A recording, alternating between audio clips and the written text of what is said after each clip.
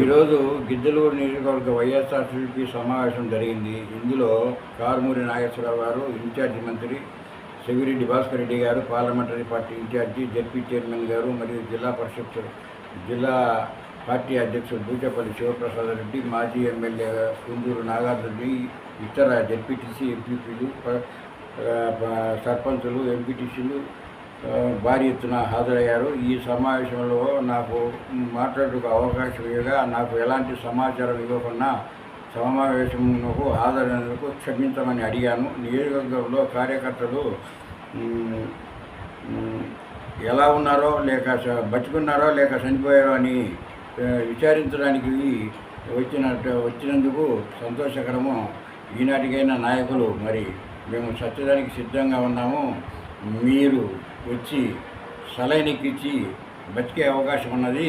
నియోజకవర్గ